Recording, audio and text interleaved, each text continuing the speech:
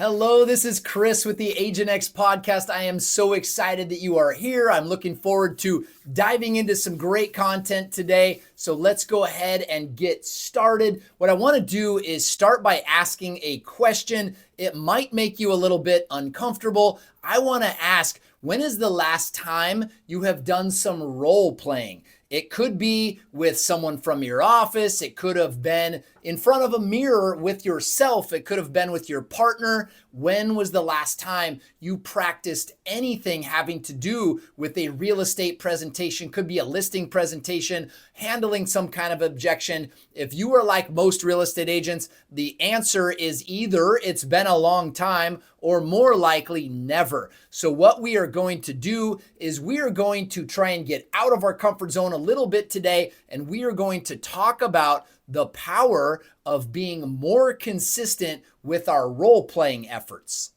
Most real estate agents think that confidence is something that you are born with, but I'm telling you that could not be further from the truth. So what I want to do today is convince you that confidence comes from putting in the work. It comes from practice. It comes from repetition. That is how you're going to gain confidence.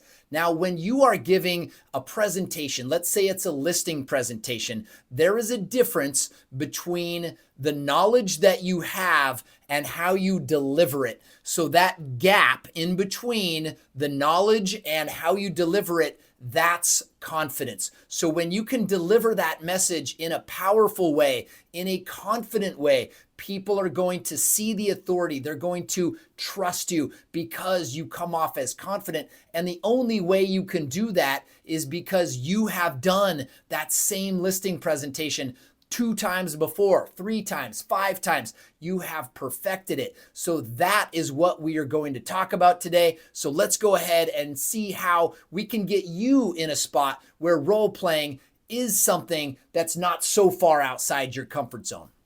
Have you heard the saying, fail in private, succeed in public? That's putting in the work. That is doing the clumsy work behind the scenes so that it looks polished when you bring your game onto stage. If that's in front of some sellers at a listing presentation, if that's in front of some buyers who have some objections, you know how to handle those because you've put in the reps. So in the next 30 minutes, I am going to show you some proven techniques for you to hone in on your confidence so that when you are in conversations, when you're giving a presentation, you are dialed in. I want to show you the habits that it's going to take in order for you to gain the kind of confidence that you need in order to impress anyone that you're talking with about real estate. We are going to go over the 5 steps that you can use to gain confidence when you're delivering any kind of information or presentation. Now, the first step is going to be scripting. So there is some pushback when I talk about scripting because people think that it sounds robotic sometimes. Well, scripting only sounds robotic if you haven't practiced it. If you know what you're going to say and you've practiced it and you know that it sounds good on paper, you can make it sound good in person if you deliver it correctly. Now, how are we going to do that? One way is that you could practice in front of a mirror. I know it sounds silly, but you could just practice some kind of a script in front of a mirror and just get good at delivering that. Okay, you could also record yourself on camera, giving some kind of a presentation. Maybe you start by reading through the script and making it sound confident, and then eventually you put the script aside and you just start talking into the camera, and then you look back at the video and see how you look, how you sound, and keep getting a little bit better at it. There is a rule called the 100 rep rule. I've heard it a number of times from different sources, but it basically says if you practice something 100 times, you're probably going to get pretty good at it. So that is one method that you can use if you're up for the challenge, is maybe every day for 100 days you practice some kind of a script. I'm telling you, at the end of 100 days, you're going to be pretty good at delivering that. Now, this is just a technique for you to learn and get better at delivering anything with confidence. The next thing that we want to practice as real estate agents in step 2 here is to start to rehearse how we are going to overcome objections. It's not very difficult to come up with the top 5 objections that any buyer or any seller might have. You can use the internet, you can use AI, you can use your own common sense, you can talk to peers in your office. You can definitely come up with 5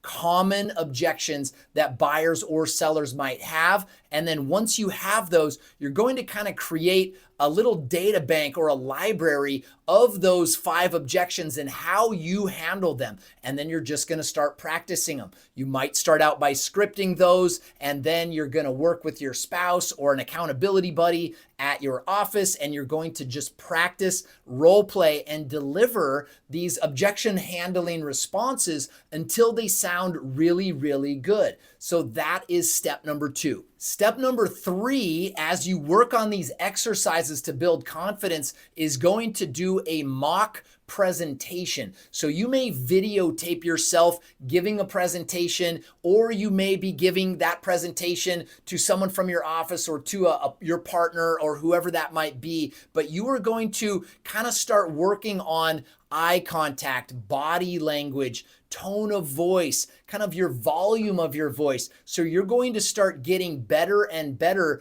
at presenting and finding ways to keep the audience interested in. Even if the audience is one person, you want them to lean into you and be interested in what you're saying rather than zoning out or thinking about other things because you're presenting information in a boring way or an unpolished way. And so we want to close that gap between the information and the delivery. So this is another way that you can help to gain confidence in your skill of presenting any information. Step number 4 is now we're going to deliver some information on market knowledge. So you may select a neighborhood that you study some things on, whether that be the schools or the crime rate or how many houses or a new park that's coming, whatever it is, you're going to study maybe 5 to 10 facts about a neighborhood, and then you're going to sort of turn that into a story. So you're going to get good at storytelling. Why is this neighborhood so desirable? What is it about this neighborhood that are having buyers flock to it? What is it about this neighborhood that everyone wants to know about? These are the kinds of things that you're going to do in this step, is just get better and better at not only the research to understand an area or a neighborhood, but then you're going to work on weaving in all of these facts and data into an interesting story about why living in this neighborhood is so desirable.